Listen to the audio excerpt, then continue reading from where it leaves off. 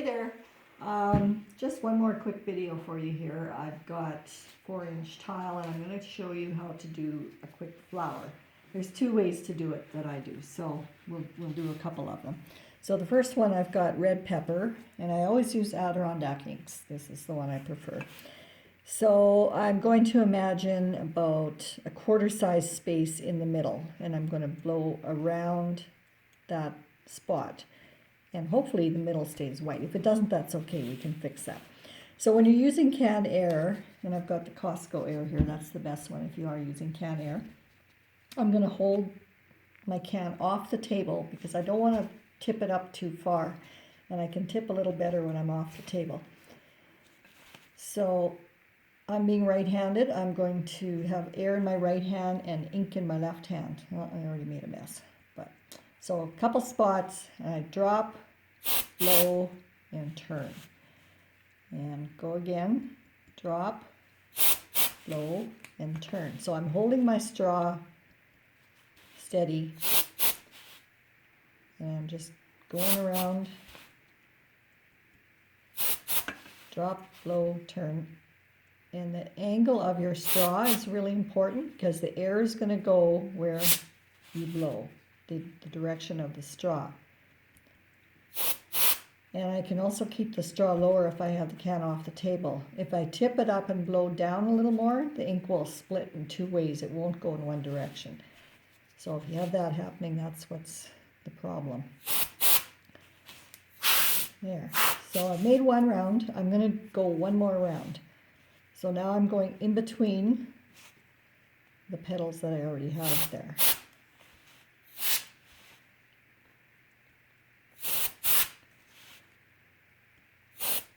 Now, if you see this line here, that's the ink hitting the edge and wanting to come back. So if you see that happening, you've got to give it another shot quick before it comes back on you. So around we go. There. Now trying to come back a little bit there. Now I'm going to clean up the center, because I did lose a little bit of my circle there. That's okay. Actually, I'll use alcohol to clean that up. So a little alcohol in my tray, get a Q-tip, and I'm pushing it away from the inside of the circle. So go to the clean end, get some more.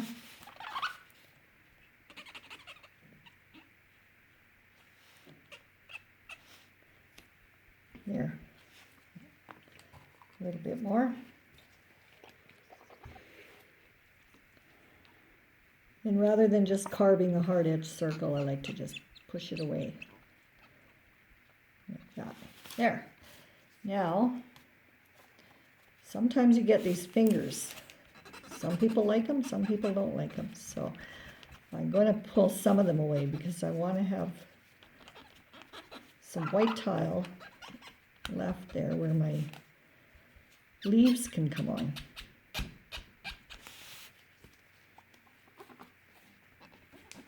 And some colors make a lot of fingers, some don't make any. Not sure why that happens, but you can deal with it.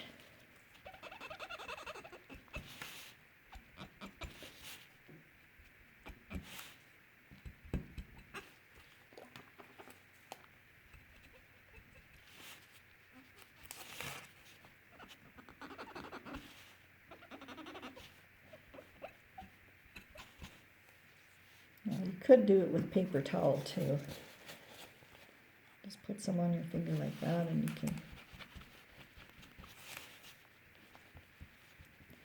So I just want a little bit more white space where I can pull in some greens. There, okay. So for the greens, there's lots of different green shades in the Adirondack line. So I've got citrus, meadow, and lettuce here. And there's different ways to do it. I can just tip my tile like this and drop some on and then blow it away. you don't have as much control like this. You tend to sometimes get your colors mixing with the green, but that's okay. So it depends what color you have. That was citrus. I'll put some meadow over there.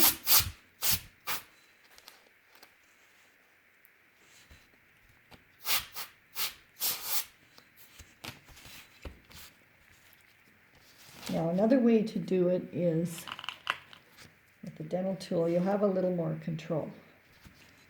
So you just put some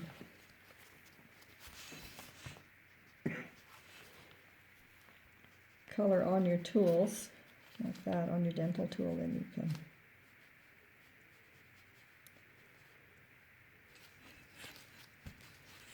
especially if you want to bring color into the really narrow parts in between there.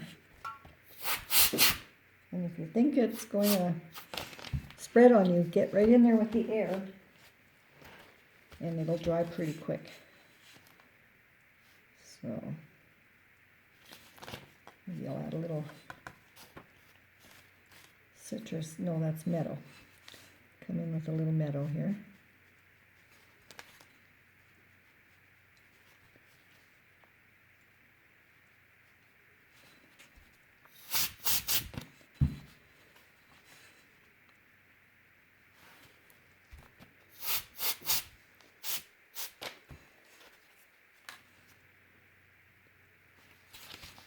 And it's just fine to leave a few white spots here and there. Adds a bit of spark to it. You don't have to fill in every single white spot. I'll put a little bit of meadow in there too.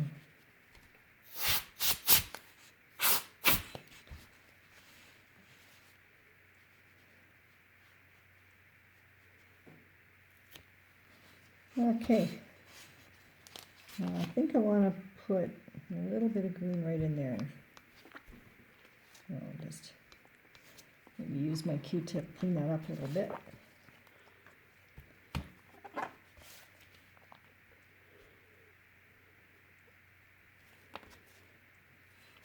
There, just to break up that bit of red there. Okay, so there's the flower. And for the center, I'm going to use some butterscotch. Let's see if I can find it here. Oh, I lost my butterscotch. Okay, there we go. Sorry. Okay, so I've got my dabber. I'm going to put just a few drops right in the corner of the dabber, because if you have it right in the center, you go to dab, you can't always see where you're putting it. So once I have the drops on the dabber, I've got just newsprint here. I'm going to keep dabbing. It's quite thick on there. It's big blobs. So I'm going to tap onto the paper until I have speckles. And then once I'm ready, I'll just go in and you can see you've got more of a speckled center.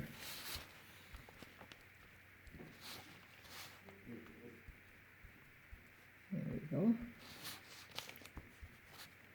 And give that a dry.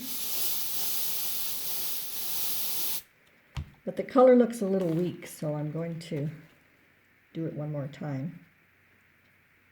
And hopefully it'll be a little bit stronger this time. Again, dab the paper until you have speckles. There you go.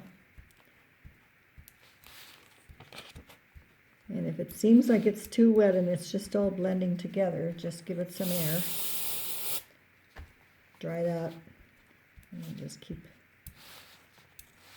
dabbing on top. I see one of those drops got away from me there. Don't know how that happened, but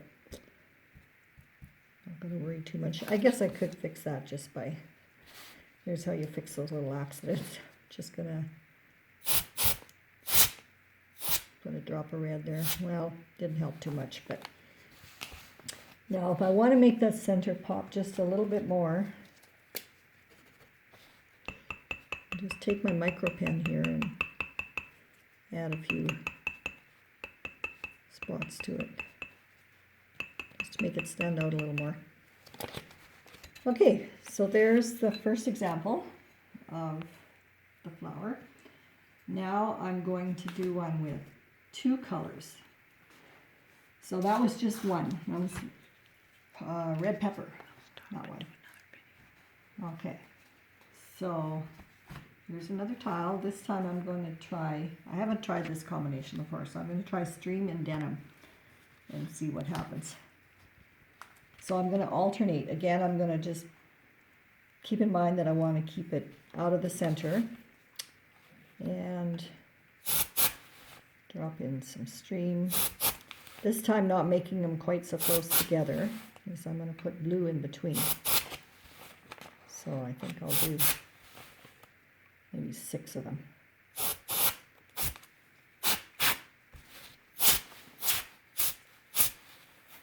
Okay, now here comes denim.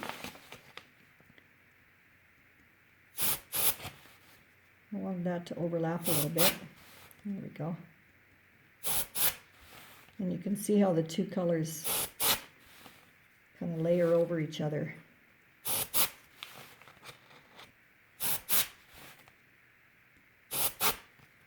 There. Just give that a bit of a dry. My compressor's all packed away, or else I'd be using my compressor tonight. Anyway. Okay, so then same thing as the other one. I'm not even going to pull off those fingers. I'm just going to put green right over them, see what happens. Over in there. Whoops. Oh, okay. That was a disaster. Try it with a brighter green.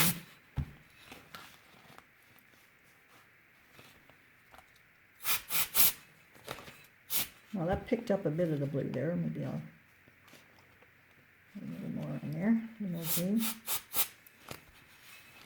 And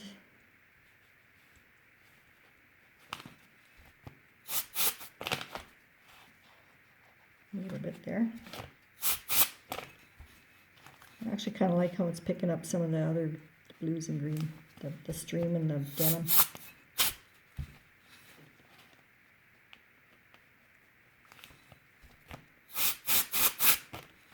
And here's my citrus here. Let's pull some citrus in there. A little bit over there.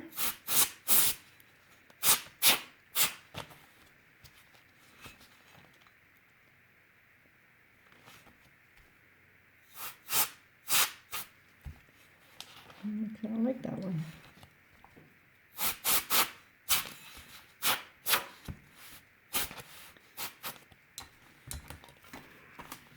Now,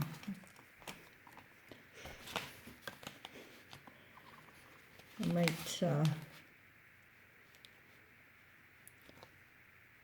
bring in some a little bit more to the center there.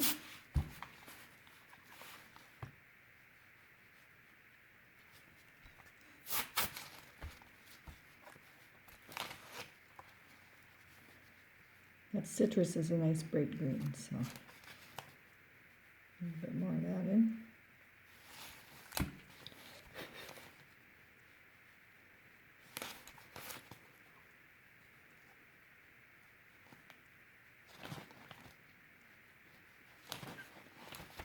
I'll just center it on like that. Okay, I think that's good. So this center is going to be a little bit different. I shouldn't tip this can over too much. It can't go upside down, but I'm going to just drop the color right on instead of dabbing it, and just try and spray right into the middle. That wasn't too bad. One more drop. There. I like how you get the little blends of color. I might even do it one more time. Ooh, look at that. There. You never know what you're going to get. And then, of course, you can still go in the middle and dab in a little bit if you want.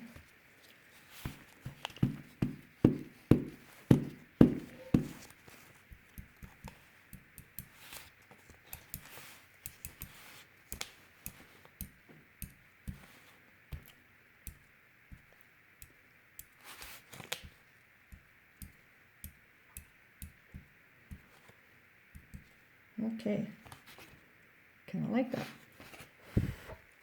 And you could dab some more if you want, or you could drop some more and see if you can spread it around a bit more. But I really like the different colors that came out when I mixed the yellow with the stream and the denim. It's pretty. So anyway, there you have it. Now the other one was sitting too close, and look what I did. So you've got to make sure you put your other work out of the way before you start spraying. But anyway, there you have it. There's a couple flowers for you. Thanks for watching.